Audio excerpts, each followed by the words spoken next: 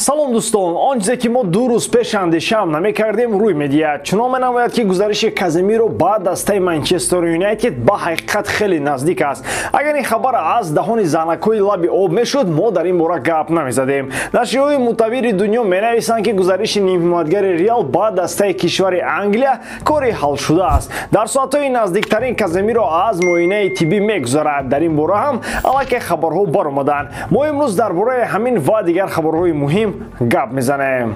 Дӯстон, дар варзишгоҳи Олд Траффорди Манчестер бозии марказии даври сеюми Премер-лигаи Англия баргузор мешавад. Ливерпул ва Манчестер Юнайтед серҷоизатарин клубҳо дар Англия мебошанд. Ҳам дастаи Эрик тен Хаг ва ҳам дастаи Юрген Клоп чемпионатро ба таври беҳтарин оғоз накарданд. Аз ҳамин сабаб ин рақобат хеле оташин мегузарад. Барои бозам шавқовартар шудани ин бозӣ дӯстони мо аз 1x ба он коэффициентҳои баландро пешниҳод мекунанд. Дар менюи асосии барнома ба аксия даромада дар ставка без риска ба ғалаба ва ё мусовии дилхуд даста то $10, яъне то 100 сомонӣ натарсида ставка кунед ва дар ҳоли сӯхтани чек маблағ ба ҳисобатон бармегардад. Барои ин ба лични кабинет ворид шуда участа ва аксияҳро аз назар гузаронед ва боварӣ ҳосил кунед ки бонус на спорт фаъол бошад. Ссилкаи бозӣ дар комментария. Ба ҳама муваффақият.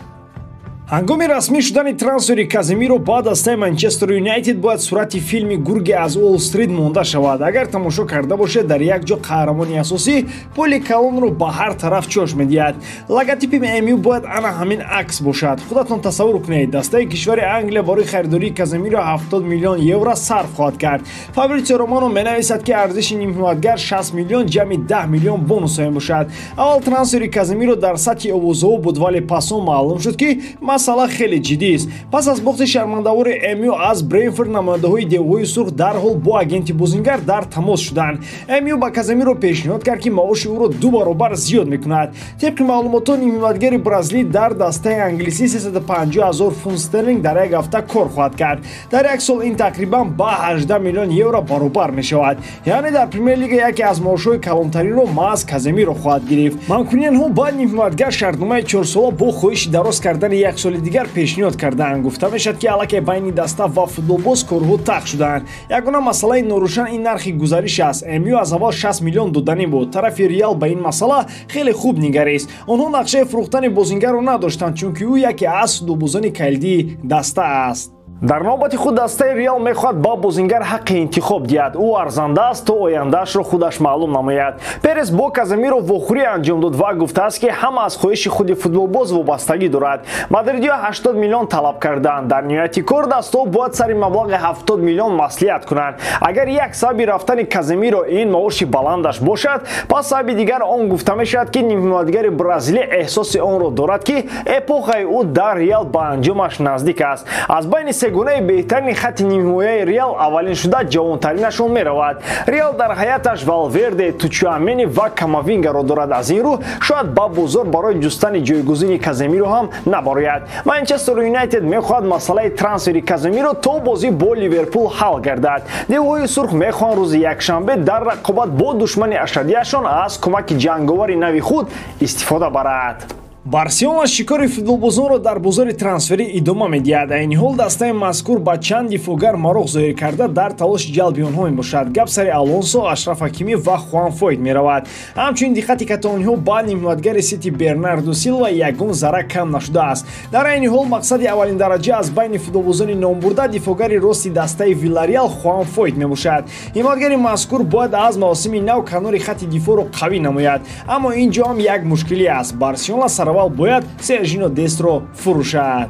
Дар соатҳои наздик Барса аввалин пешниҳодро бо маблағи 30 миллион евро ба Виллареал равон мекунад. Дар навбати худ киштии зериобӣ дифоъгари аргентиниро бо нархи на кам аз 42 миллион фурӯхтанӣ аст.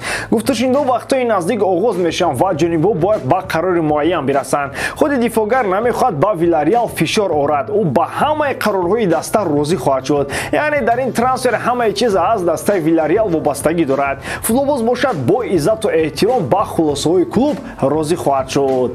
тавре маълум шуд МЮ ба пойтахти Испания барои харидани Каземиро омода якбора мехоҳад футболбози Атлетико Караскоро ҳам ба истилоҳ сабой кунад. Ин футболбоз пас аз саёҳати на он қадар тӯлонӣ дар Хитой боз ба сайфи мадридиё баргашт ва ду мавсим бозиҳои ҷолиб нишон медиҳад. Барои мисол дар мавсими гузашта ӯ дар 44 бозӣ 6 гол зада 6 ассистро ба номаш сабт кард.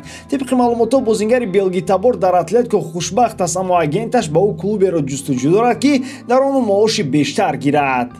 чунин дастаро агенти футболбоз дар симои МЮ мебинад. Юнайтед ҷои пулкоркунӣ шудааст. Сармураббии Атлетико Мадрид Диего Симеони муқобили ин трансфер мебошад. ӯ намехоҳад боз ба ҷустани бозингари дигари канорӣ машғул шавад. айни ҳол ин хабар хеле ҳавоӣ ба назар мерасад, аммо Манчестер Юнайтед вақти охир корҳое мекунад ки овардани Караско ба тим ҳеҷ чиз нест. Лукаку ба Интер баргашта барои задани голи якум ба ӯ танҳо чанд дақиқа лозим шуд. Тимо Вернер ба Лейпциг баргашта барои задани голи якум пас аз бозгашт танҳо ним соат дар кор буд. Яъне тилисми баъди ҳамлагарони Челси гапи дуруст будааст. айни ҳол Челси ҳуҷумкунандаи марказиро ҷустуҷӯ дорад. Хаверс бо тамоми маҳораташ форварди классикӣ нест. таваҷҷӯҳи лондониҳо ба самти Каталония равона аст. Дастаи кишвари Англия мехоҳад Абамянгро ба сафи худ ҷалб кунад. гапи матраҳ он аст ки мушкилоти хатти ҳамла бояд ҳалли худро пайдо кунад, аммо вақт барои гуфтушунидҳои тӯлонӣ нарх кардан ва бозиҳои дигари бозорӣ нест. аниқ аст ки Абамянг ин рафъи мушкилӣ барои муддати кӯтоҳ аст, на тӯлонӣ. яъне то анҷоми равзанаи трансфери Челси бозингари габониро ба саф ҷалб мекунад. ӯ як мавсим дар ин тим бозӣ хоҳад кард ва тобистони соли оянда лондониҳо ҳамлагарони ҷавонро мехаранд. мисол ҳамчун пешгӯӣ метавонем Рафаэл Леау ва Кристофер Нкункуро ба забон орем. ягон ҷо ин ду номро нависед ва дар равзанаҳои навбатии трансферӣ бинед ки чӣ гуна Челси барои харидориашон кӯшиш хоҳад кард. то он вақт бошад вазифаи гол заданро бояд Абамянг иҷро кунад. Барса барои фурӯхтани ҳамлагар омода аст. ба мин тамом. бовар дорам ки ҷодкории ман ба шумо писанд меояд. лайк, комментария ва дар канал обунажданро аз ёд набароред. бо шумо мисли ҳар вақта Муҳаммад Гайров. хай бародарон, дар паноҳи Аллоҳ.